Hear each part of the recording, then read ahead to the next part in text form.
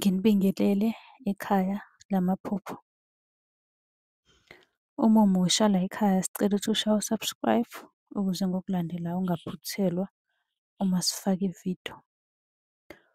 Ukubaluleka-ke kokuthi u-subscribe senzela ukuthi uma ubuza umbuzo kwi-comment sithi masibuya nevidiyo eyimpendulo, i-notification izongena kumakhalekhukhwini wakho ebese ividiyo uyayibona ngokushesha kanjalo. Kanti uma unga-subscribe-ile angeke uze ubone nhlobo ukuthi cha impendulo usuyitholile. Ngakho-ke uma unombuzo buza kwi-comment sizokwenzela ividiyo.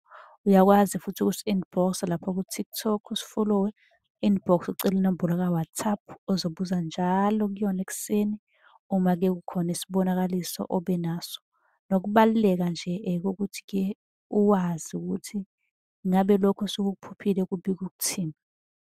Ake singene-ke kwelanamhlanje sikuchaze. Mina-ke nginokuphupha imali egqitshiwe, okanye nje igolide okanye umcebo kugqitshiwe ngaphansi. Ngabe-ke lokho kusho ukuthini? Uthole ugqitshiwe ngaphansi komhlabathi. Akuhle neze-ke lokho kubika ibhadi, kubika nje into embi ngoba siyazi ukuthi-ke umhlaba umbelwa abafileyo ngaphansi. So ngisho kuthiwa uhlangana uyaphupha uyahamba uyagubha uthola imali, lokho kusuke kungekuhle, kusuke kuyibhadi. Kungenzeka uhlangabezane nezinto ezimbi empilweni yakho. Ngiyathemba ukuthi uphendulekile. Uma unombuzo buza kwi-comment sobe sesikwenzela-ke yakho ividiyo ukuthi ichaze ukuthini.